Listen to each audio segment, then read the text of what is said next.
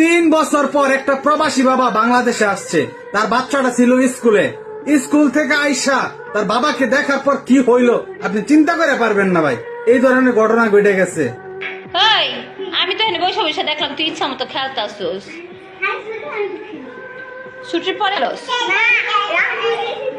তুই কইছিস না ছুটি হলে বাসায় যাবি?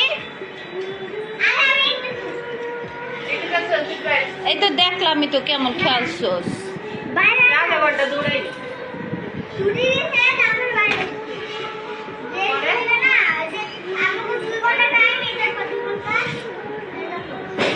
এই তোর আব্বু তো কালকে আইতাছে।